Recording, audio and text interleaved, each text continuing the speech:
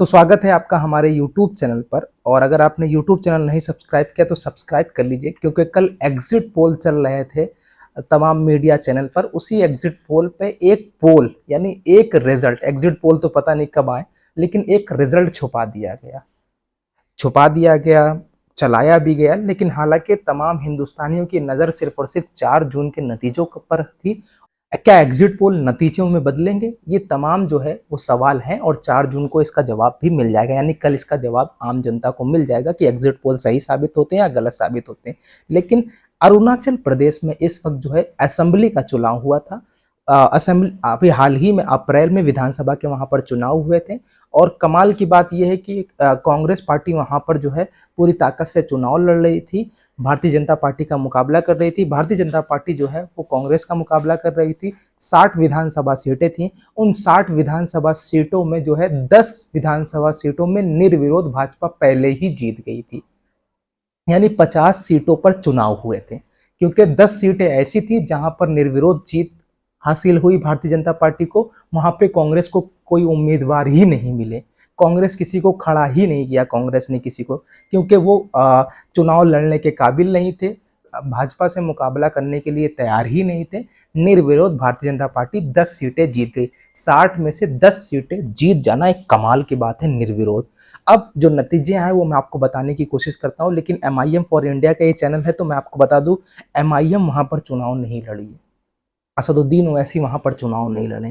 कांग्रेस की तरफ से, खास करके इमरान प्रतापगढ़ी की तरफ से, राहुल गांधी की तरफ से, प्रियंका दीदी की तरफ से ये आरोप लगाया जाता है कि बैरिस्टर असदुद्दीन ओवैसी साहब वहां पर चुनाव लड़ते हैं जहां पे भारतीय जनता पार्टी को जिताना होता है। तो मुझे आप कांग्रेस पार्टी के तमाम लोग, वो लोग बताएं कि क्या असदुद्दीन ओवैसी अरुणाचल प्रदेश में चुनाव लड़े? जवाब होगा नहीं। तो अब यहाँ पर एक फिक्र देने की मैं कोशिश कर रहा हूँ कि ऐसा कुछ नहीं है। जो कहते हैं भारतीय जनता पार्टी की बी टीम है, सी टीम है, डी टीम है, तो अरुणाचल प्रदेश में मुझे ये बताइए कौन बी टीम साबित हुआ। मैं आपको नतीजे का हर सीट का नतीजा तो नहीं, लेकिन कौन सी पार्टी कितनी सीट जीती वो मैं बताने की कोशिश करता हूँ, क्योंकि बहुत छोटा सा राज्य है और जल्दी चुनाव हुए। 10 सीटें निर्विरोध जीत चुके थे, 50 सीटों पर चुनाव लड़े गए थे। अब उनका रिजल्ट क्या आया मैं आपको बता दूं। भारतीय जनता पार्टी जो है वो टोटल 46 सीट जीती है। मतलब 60 में से 46 सीट जीत जाना ये यकीनन काबिले तारीफ है। और यहाँ की जो पॉपुलेशन है वो लगभग जो है 15 लाख पॉपुलेशन है। आबादी के हिसाब से जो ये राज्य है वो 15 लाख आबादी है यहाँ पर।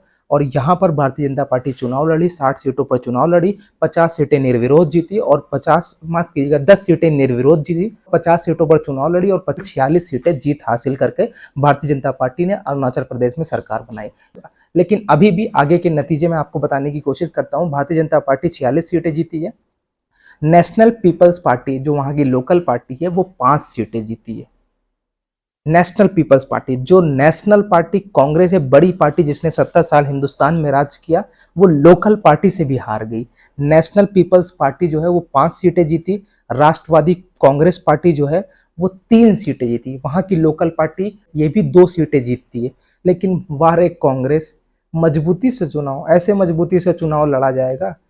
कब तक इस तरीके से आप जमीन पर उतर करके चुनाव नहीं लड़ेंगे? अरुणाचल प्रदेश में सिर्फ और सिर्फ कांग्रेस जो है वो 60 में से 1 सीट जीत पर आई है। ये दोष किसको दिया जाएगा? हराने वाले कौन हैं? आप क्यों हारे? कभी आप बैठ करके सोचिएगा कांग्रेस वालों कि किस तरीके से आप जो है छोटे छोटे और बड़े बड़े राज्य खोते हुए नजर आ रहे हैं आपके।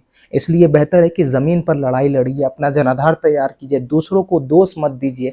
आप दूसरों की गलतियों को देखने से पहले अपनी गलतियां देखिए कि हम कहां पर गलती किए।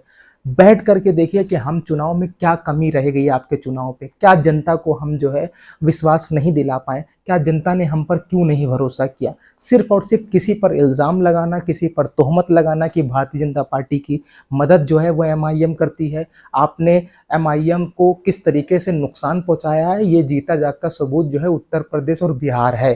खास करके तेजस्वी यादव ने MIM के 4 विधायक तोड़ करके RJD में शामिल किए थे। तो अभी नतीजा यही है कि अरुणाचल प्रदेश में भी भारतीय जनता पार्टी की सरकार बनती हुई दिख रही है।